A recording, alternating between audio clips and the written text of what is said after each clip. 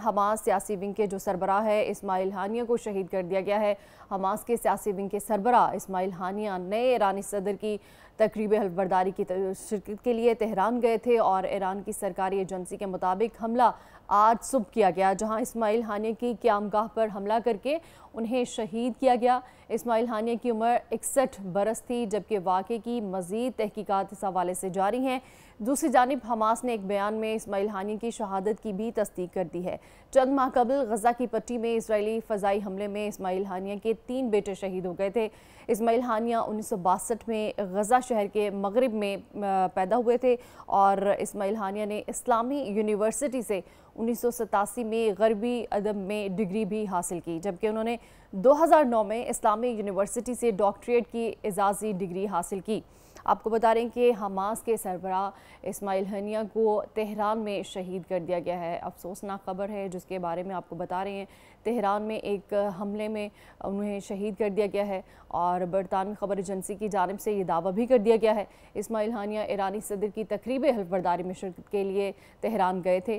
Brigadier retired مسعود صاحب ہمارے ساتھ موجود ہیں۔ سر، بہت شکریہ آپ کے وقت کا۔ سر، آج صبح یہ انتہائی افسوسناک خبر سامنے آئی ہے۔ حماس سیاسی ونگ کے سربراہ جو ہیں اسماعیل ہانیہ تہران میں شہید کر دیے گئے ہیں۔ کیا دیکھتے ہیں، کس طرح آپ اس واقعے کو دیکھتے ہیں اور اس کے امپیکٹ کیا ہو سکتے ہیں؟ جی ہاں، بہت شکریہ۔ دیکھیں، ایک تو بڑی یہ سیریس ڈیولپمنٹ ہے ریجن میں، اور اسماعیل ہانیہ بہت ایک بڑے قدآور شخصیت تھے۔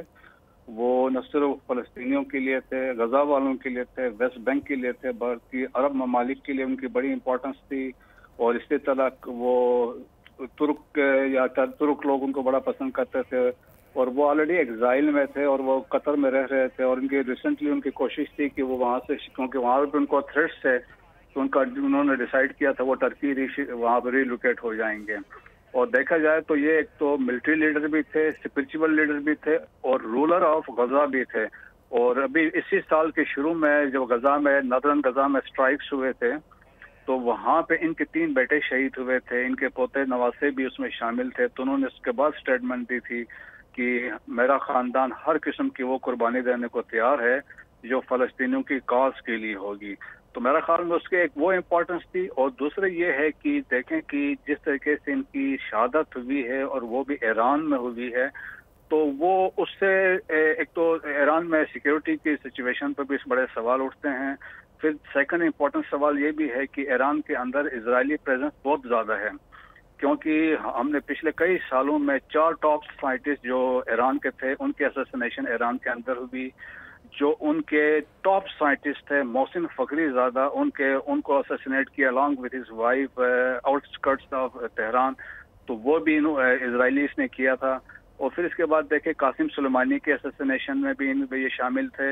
ابھی جو جس طرح اسٹرائکس ایران نے جب کی ہے ان پہ، جب عراق میں ایرانین ایمبیسی پہ حملہ ہوا تو وہاں پہ بھی انہوں نے جو اسلامک ریولوشنری گارڈ کے 2 کمانڈرز تھے وہاں پہ ان کو اسٹرائک کر کے مارا تھا۔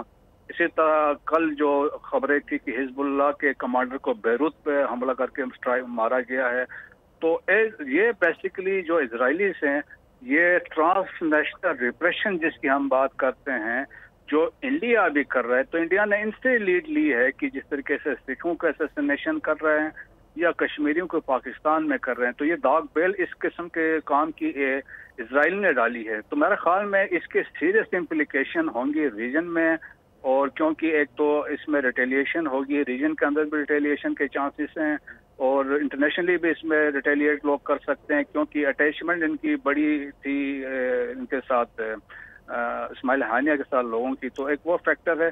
اور دوسرا دیکھیں کہ اب ریٹیلیشن ہم دیکھیں گے حزب اللہ سے سیریس قسم کی ریٹیلیشن آئے گی۔ ابھی کوئی یقیناً حسن نصر اللہ کوئی اسپیچ بھی کریں گے، ہوتیز کی ریئیکشن آئے گی۔ ہوتیز نے اب ریسنٹلی اپنی پاور ڈیمانسٹریٹ کی ہے، جب تل ابیب میں انہوں نے اسٹرائکس کی، اپنے ڈرونز وہاں پہ بھیجے ہیں، تو آئرن ڈروم کو بھی انہوں نے وہاں پہ پینیٹریٹ کیا ہے۔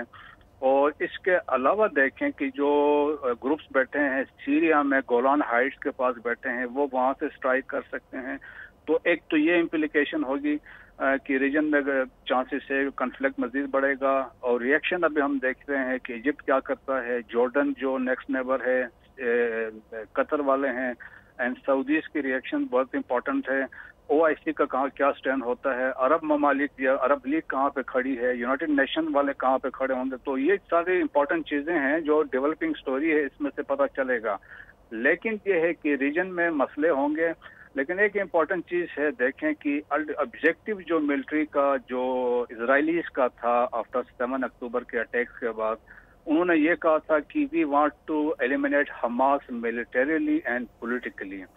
मिलिटरीली तो वो कर नहीं सकें क्योंकि जिस तरीके से वहाँ पर रिटेलिएशन है, वहाँ पर जिस तरीके से वो लड़ रहे हैं हमास के लोग, तो वो इनको शिकस्त नहीं दे सके हैं। तो इनके ये लीडर्स को ये मार रहे हैं, जिस तरह के इस्माइल हानिया एक लीडर जो इनका मेन टॉप मोस्ट लीडर था, उसमें ये कामयाब हुए हैं। लेकिन ये है, इसको रिप्लेस किया, जिनको रिप्लेस करेंगे, लेकिन यकीनन कमी उनकी होगी, लेकिन जो इनके रेजिस्टेंस है या इनके रिजॉल्व में कोई कमी नहीं आई। ठीक सर, जैसा कि आपने भी कहा कि वहाँ की सिक्योरिटी पर सवालात उठते हैं। इस्माइल हानिया तेहरान में एज अ गेस्ट वहाँ पर मौजूद थे। बताया जा रहा है कि उनके एक मुहाफिज को भी उनके साथ शहीद किया गया है। तो अगर उनके साथ एक मुहाफिज था, बाकी सिक्योरिटी कहाँ थी? सवालात तो उठते हैं कि बाकी सिक्योरिटी कहाँ वो थी? अभी क्वेश्चन तो बहुत ज़्यादा है कि अभी इस्लामिक रेवोल्यूशनरी गार्ड वाले इसको इन्वेस्टिगेट कर रहे हैं। तो मेरे ख्याल में ये बड़ी चीज़ कबल इस वक्त होगी कि हम इस पर कमेंट करें कि इसमें क्या फेलियर था। इनका साथ अपना इनका गार्ड भी इनका मौजूद था वहाँ पे, और लेकिन इनका गार्ड भी होगा। तो इसके अलावा इनविजिबल सिक्योरिटी होती है क्योंकि ये हेड ऑफ स्टेट की तरह इनको प्रोटोकॉल दिया गया था। तो जिस तरीके से ये पब्लिक में जाने के बड़े है, क्योंकि लोग इनको पसंद करते थे, लाइक करते थे, जहाँ भी जाते थे पब्लिक में ज़रूर जाते थे। तो हो सकता है पब्लिक में फिर जिस तरीके से देखिए, मैंने बताया कि ईरान में इजरायली इन्फ्लुएंस बहुत ज़्यादा है, अंदर उनकी बहुत मौजूदगी है वहाँ पे। जिस तरीके से मैंने बताया असैसिनेशन, जिस तरह वहाँ से असैसिनेशन हुई हैं, तो उस हिसाब से मेरे ख्याल में बड़ा सीरियस किस्म की डेवलपमेंट है। अभी इस्लामिक रेवोल्यूशनरी गार्ड का हम वेट करते हैं कि जो इन्वेस्टिगेट कर रहे हैं कि वो इस पर क्या कहते हैं। जी बिल्कुल, ये बहुत इंपॉर्टेंट क्वेश्चन है कि बाकी जो ममालिक हैं, जो अरब ममालिक हैं और इस्लामी ममालिक है, वो कहाँ पर इस वाक़े को लेकर स्टैंड करते हैं। सर, इस तरह के जो गेस्ट होते हैं वहाँ उनकी जो सिक्योरिटी होती है वो बहुत हाई लेवल की होती है। तो क्या वहाँ पर उनके पास ऐसी सिक्योरिटी मौजूद नहीं थी जो उनको इतना ईजीली टारगेट कर दिया गया वहाँ पर? मेरे ख्याल में सिक्योरिटी देखें, जब ये पब्लिक कहीं हो सकता है, अभी डिटेल्स आना बाकी हैं, ये कोई पब्लिक गैदरिंग में या कहीं पर अपीयर हुए होंगे जहाँ पे चांस मिला होगा।